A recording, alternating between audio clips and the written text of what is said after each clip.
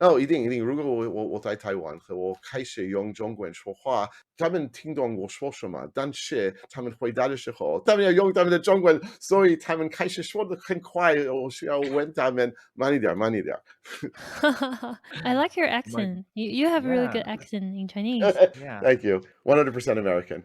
Really looking forward to taking your Chinese Python courses. Oh, I will I, definitely take it. put it this way, if I can even give like, a 45-minute talk in Chinese about Python, I will feel like king of the world. I'll be super happy. If your proposal to PyCon Epic got accepted this year, maybe you can try to use it in Mandarin. But like, come on, yeah. The whole thing. But There are a it's a lot of like talk. You can pre-record it, right? yeah, but I'd have to also check. There's so many technical terms that I don't know, like describing how we append an element to a list. Okay, now like we're pushing my limits.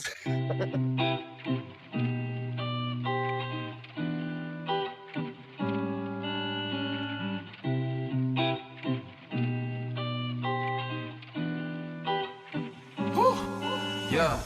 Rolling on with the open source community. 邀请开源社群的好朋友跟我们一起拍起来。Move on to our next topic would be your devotion in community, in Python community, because from what I know is you are very active in different conference, and so we really want to know what that means to you, especially that you reach out to us last year and to Python Taiwan. We Yeah. are non-English oriented community, but you still contact us, so we want to know the reason behind, and also the reason for you to join conference around the world. So the first thing is that people, whenever you talk to someone about open source in general or Python in particular, they're like, "Oh, right, it's free of charge." But it's free of charge because you have a lot of people around the world contributing to this community. It really is a community, and it's not a company saying, we think we know what features are best. It's the community saying, these are the things we want to be more effective. And different people can contribute in different ways. I am not a core Python contributor. I'm not a library contributor. I really don't do a lot of the software contributing. Where I think I can help best and most, and where I do, is in training, teaching, putting out resources to help people understand Python better and use it better. Now, there is some selfishness in that, right? Because as a trainer, this is also good advertising for me. So, yes, I love speaking at conferences. Yes, I want to help people understand things. And yes, at the same time, I figure if I have a lot of talks out there, people will know what I do, and someone will say, "Hey, like we should invite them to work with our company." And that definitely does happen. Like in the last 6 months, 2 companies have contacted me because of my YouTube videos and conference talks that they've seen. So, like, it's good. It's sort of good for everyone, as far as I'm concerned. Now, why did I reach out to PyCon Taiwan last year? So the very sort of wrapped up version is that I went to China, to the People's Republic, about 30 times over the years. And I told you guys before we started like the official podcast, I went to Taiwan as like one of those trips. They said, "Oh, can you go to Taipei also and teach there?" I was like, "Yes, absolutely." And I so love my time in Taiwan. Like, really, I came back and people were like, Mm-hmm. "How's your trip?" Yeah, because people in my synagogue, people, my friends, they would always be like, "So, were you in China again?" Like they were sure that like I was like living in China already. And this time I was like, "Oh Mm-hmm. my god, I was in Taiwan. It was so amazing." So the fact that like business is sort of closed now for people in the West in China, and I'm not sure if and when I'll be able to go back. And Taiwan, I Yeah. so enjoyed being there. I was like, huh, maybe I should reach out and A, support the community, B, get some connections there, C, who knows where it can lead. The worst case scenario, the absolute worst case scenario, is that I help the community to spread the word about Python. The best case scenario is I get to go back to Taiwan and do some training there for commercial stuff. And somewhere in the middle is probably where it'll end. Um, what can I say? Any excuse I have to have a connection with you folks, I will take advantage of as well. We are flattered. Yeah, and I can see that you learn Mandarin in order to blend into Chinese society more. So the story is before my first trip. So my first trip was probably about 10 years ago, maybe a little less, to Beijing. And before I went, I spoke to Mhm. friends of mine here in Israel about the trip. I was like, "So what do I have to do? What do I have to prepare?" And several friends of mine said, "Well, before you go, you really should learn some Chinese because no one in Beijing speaks English." And I was like, "Oh, come on. We all know learning Chinese is impossible." And they were like, "No, no, no. A, it's not that It's super hard. hard. And B, and they were like, it's not that hard, and you really should learn some because no one on the street speaks English." So I was like, "Fine, I'll like learn a few words." So it turns out people in Beijing really don't speak English, like my students did, because people in high tech are very educated, but your average taxi driver, waiter, person on the street, nothing or almost nothing. And so I said, "Huh, a few words and sentences really helped. Maybe like I should Mhm. get into this more." So it was around the time I was finishing my PhD. I decided to start learning Chinese. I decided it would be like a fun thing to do. I also figured maybe one of these days I'll be able to lecture in Chinese. That I'm less sure about, but fine. And so the longer I did it, the more fun it was for me. And the more I said, well, maybe I can deepen these connections. And so even now with like the PRC sort of cut off from the rest of the world in terms of business travel, and I'm not sure if and when I'll be returning there for business for a whole variety of reasons. And I had to like decide, do I renew my Chinese lessons? So I've been taking like an hour a day of lessons for 5 years, 6 years, 7 years now. And I asked my family, like, should I keep taking these lessons? And they said, you enjoy it so much, you should totally continue. And I feel like Yeah, you should. And you can use it in Taiwan. Yes. I know. Yeah, I know, I'm so excited, like, that's the other reason I could, like, have a connection with PyCon Taiwan, right? Like, I gotta use this skill that I've Yeah. gained, although people in Taiwan tend to have much better English. You can reshape your Chinese skill. Absolutely. Look, So and our it's next interview with you will be in full Mandarin. I can look, if you speak slowly, I'm okay, but it's Yeah. very hard to speak slowly in your native language, as I demonstrate on a regular basis. It's really similar to like I have a very hard time keeping up with you. Oh, I'm so sorry. That's like the situation right now. I know He's that, just peop saying that he know the situation. I did He ask can Jojo to help me out if I'm running out of words. So our listeners will probably find out that why is Benson so quiet? quiet today. Look, whenever you learn a foreign language, you're told, like, here Mhm. is a sentence like to ask you, where is the train station? And you say, where is the train station? And the answer is blah, blah, blah, blah, blah, blah, blah, blah, blah, blah, right? And so you just, so I know. And even for Americans, I speak very fast. I know. I'm sorry. I find that like the Chinese learning, it has been practical. Like, so I discovered after I'd been to China many times, turns out most Westerners have a guide and a translator with them at all times. No one told me. I was always on my own. Always. Like I would arrive at the airport, I would have to get where I wanted on my own. And so it was very, very practical to actually be able to speak with people. It was very practical. And I had so much fun. I would go into stores, right? Like I would go into hotels. I would like, introduce myself in Chinese. They would like pass out on the floor. And when they revived, I would have these great conversations with people who normally I would not have a chance to talk to. I had so much fun with it. The other thing is, I really think that the humbling experience of learning a new language has been extremely useful for me as a Python instructor, especially for my non Yeah. programmers courses. Yeah, actually this is the topic that you share in PyCon US this year, right? Education Yes, Summit. yes. Yeah. So the Education Summit is a part of PyCon US every year where people talk about teaching Python, right? And it's a lot of professors and high school teachers and other people who want to share what are the best techniques. So this was my third year speaking at the Education Summit. And my talk was how learning Chinese makes me a better Python instructor. Unfortunately, and I'm really sad about this, the Education Summit was not recorded this year. So my slides are available. People can read them, but like the actual talk is not available. But my point was basically, I thought it was impossible to learn Chinese. I thought it's like, Mhm. no way, no how, it can't be done. And I'm still not fluent, but I can still use it. it's still practical. I can get Mhm. places, I can talk to people, I can use it. And that's what people think about programming. People say, I can't do it. I can't learn it. It's too much. It's too hard. And it'll take me years to actually be able to use it. And no, you can, in not so much time, learn enough that you can actually get something done. Also, I really, really liked my teacher a lot. But sometimes as a student, she'll say something that she means well. She'll be like, "Oh, but we learned this already." And, "Oh, don't you understand this? Don't you remember this?" And I would think to myself, "Oh my God, I say these things as a teacher, and it really hurts." I've stopped saying these things because I understand how much it hurts to receive it. And so I really think that being on the learning side of things has made me more sensitive, made me more understanding. Also, my teacher, fantastic thing she does, every like new word, every new phrase, she says, use it in 2 sentences.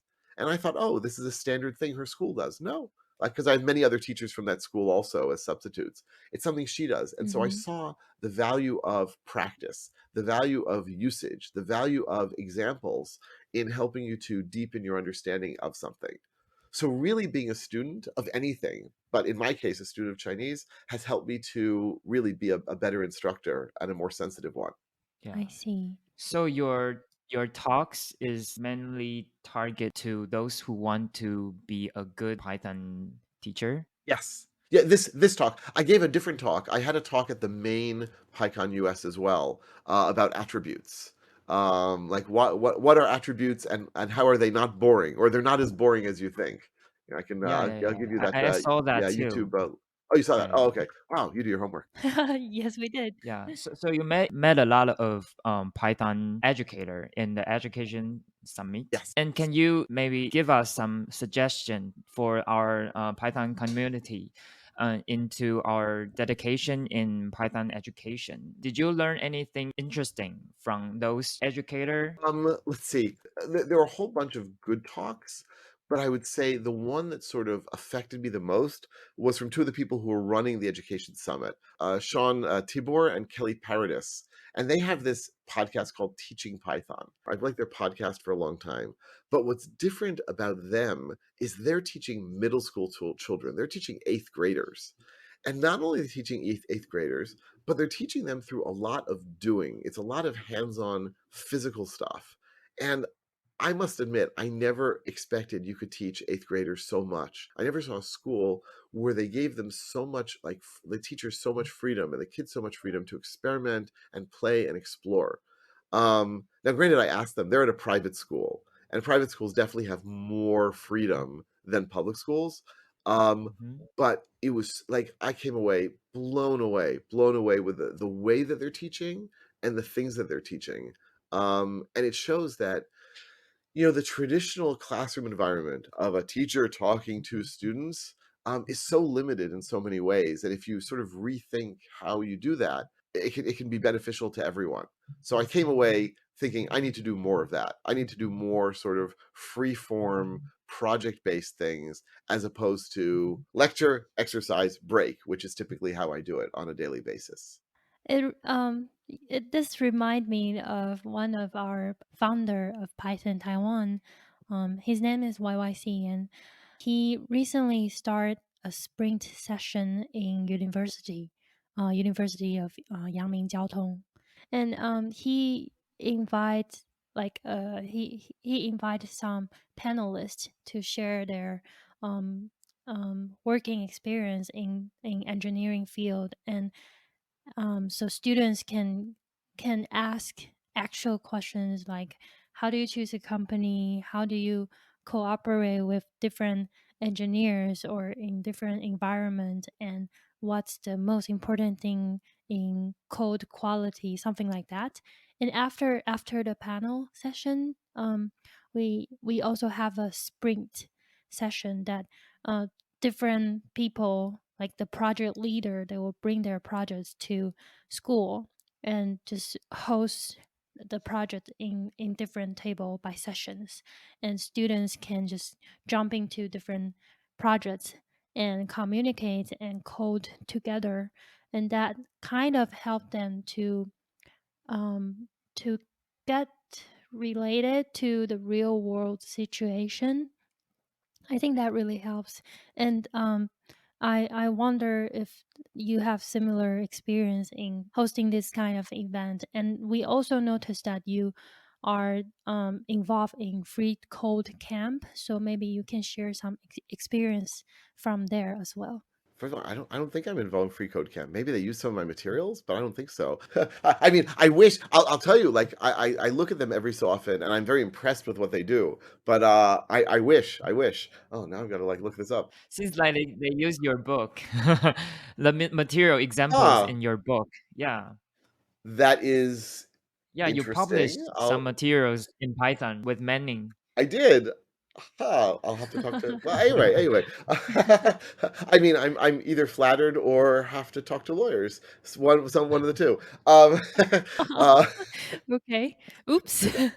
um, but like really like I've never actually run any sort of sprint, and I've barely been involved in them. But what you were describing is, I think, spot on. That it's so easy for us to have these sort of like small bubbles, these small like exercises in class, but, like, what happens in the real world when you really work at a company? It's a lot of code review. It's a lot of collaboration, both in terms of, like, talking to people and in terms of, like, the code collaboration of, like, using GitHub or something similar to share things. And I think it's very important that people get those sorts of skills. And I spoke to companies and I asked them, "What are the skills that you want people to have before they work for you?" The gap between what people learn and what they need at work is, I think, a little too big still.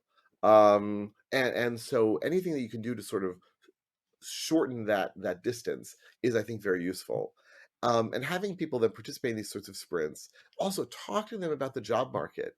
Who spoke to me when I was graduating from university about what it was like in a real company? No one. No one told me. And so helping students to understand this and give them some basic, introduction is, I think, fantastic. Yeah. And lastly, why do you think people participate in PyCon? And how do you suggest them to get the most out of PyCon? Yeah. So look, conferences are wonderful, but they're overwhelming. When I was at MIT, the phrase that we like to use was, "It's like trying to get a drink of water from a fire hydrant," right? Like it's there's too Yeah. much. There's too much you can, and going to a conference is like It's that. So overwhelming. Yeah, it's overwhelming for me when I was a student. right. So if you go to a conference and you think you're going to get everything out of it, you won't. And if you go to a conference and you feel like you're missing a lot, you are. No doubt about it. So Yes. so my suggestion is, first of all, the most important thing at a conference is the people. Um so find two, three, four talks that you'll really want to go see, and the rest of the time don't go to the talks. I know this is terrible. Like, as a speaker, I should be telling people go to the talks, but the talks are typically available afterwards on YouTube. And aside from the talks you really want to go to, be with other people, talk to them, meet them, find out what they do, find out like techniques that they know about, chat with them.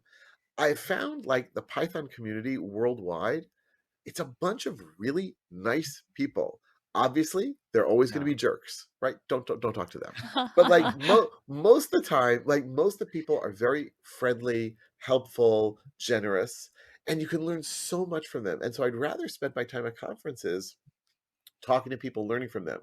So like at PyCon US now, it was in person. It was the first in-person event I'd been to in 3 years. It was so nice. I mean, I had a booth there, right? So people came up to me, and it was Hmm. so nice to just talk to people all the time in 3 dimensions. It was great. It was nice giving a talk in 3 dimensions. And I realized that PyCon Taiwan this autumn is not going to be in person for all sorts of different reasons. I understand, but Yeah. do what you can to like squeeze the most sort of human interaction out of the platform that you can, because that's where the real value is. Hmm. Yeah. Yeah. We'll always welcome everyone to join the community. Yeah, this autumn, even though PyCon APAC hosting by PyCon Taiwan, Yeah. it's gonna be happening online, but we are dedicating on just creating a lot of social networking and communicating Yeah. online in our GatherTown platform.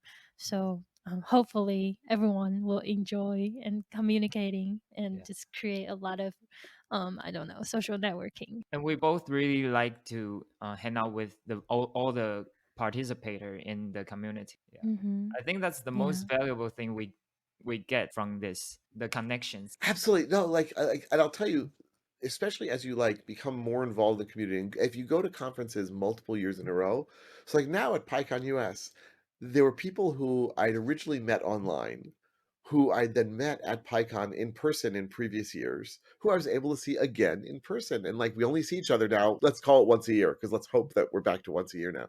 But what a pleasure to see people, have dinner with them, talk to them. Like these are real friendships that have blossomed around the whole like interest in Python, which wouldn't have existed otherwise. No, it's really I really really enjoyed it. Yeah, I want to follow what Reuven just said. So all the listeners, you heard him that join participating Python conference is very helpful to just get to know more in this field. So just buy the tickets, come to our conference. Yeah, and I really wish to meet Reuven in person and have dinner with him. Yes, and You are by the on, time it yeah, and because Reuven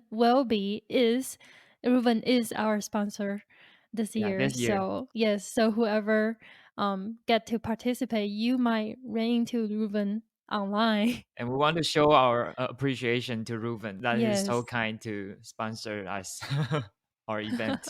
Yes, my pleasure. and echoing to what Ruben just said, that he enjoyed teaching and he want to involve more and more people. Let's just create this a very good educating environment that PyCon Taiwan is also working on creating this friendly communicating or education program. So we also have Young Inspire that we invite a lot of young adults to share their success in engineering field, and we also will host a sprint, many sprints in Yeah. following months. So whoever interested, please follow our social media and get involved. So we are very very happy that we have Reuven here with us today, and I want to ask Reuven again if you have any final thoughts to our audience, to our listeners, or even to PyCon Taiwan that you would like to share. Look, the only thing I guess I'll add is look. So I've been using Python now for what, let's call it 30 years. Shocking but true. And literally every day, people ask me questions that force me to learn new things. So there's no such thing as learning all of Python, knowing all of it. Every one of us is always learning new stuff and learning how to do it better. And so wherever you are, if you're a total beginner or if you're a total expert, having that sense of like excitement at learning new things, that's key. And so just keep on learning and finding new ways to learn. And if you can help other people with it, all the better. And I'm always very, very happy to talk to people, whether it's about Python or about teaching or about all sorts of other things. As I always say, I feel extraordinarily fortunate that I'm able to do something that I enjoy, that there's demand for, that I can have as a nice lifestyle, and if I can help other people achieve that as well, all the better. I'll also add that, as I mentioned before, I'm hoping to get back to Taiwan in person at some point soon, soon-ish. So when it happens, I will definitely let you know. And also, if anyone listening, if you come to Israel, I live very close to the airport. Do let me know. I would be super, super delighted to see you and show you around. It really, it's my pleasure when people come visit. We should visit Israel. You should come. You Yeah. should come. Jojo, you didn't open your microphone. Sorry, my bad. I was saying that I need to look at my schedule and maybe grab Benson with me and just fly to Israel. Yeah. I've never been to Israel and I I've love never to been to visit. Israel And as now I well. have a friend there, so Yeah. why not? 100%. 100%. It's great. To our listeners, this is what community are for. Yes, you make friends around the world. Yeah, yeah, 100%. connections are the best. Yeah, so Thank you this is again. our episode today, and we really thank Reuven to join our podcast to do this together. Yes, and we hope to see much more cooperation with Cooperation. Reuven Yeah. in the future, and we'll stay connected, stay tuned, and listeners, please subscribe, and I hope you enjoyed today's episode, and we'll see you again. And maybe you can So get to see Reuven's talk in PyCon AppPack this year. So yes. stay tuned. Amazing. Thank you so much. This is super, super fun. Great. We love that you enjoy it. Yeah. Okay, so Okay. let's say bye to our audience. So thank Okay. you, everyone. Goodbye. Bye. Bye, everyone.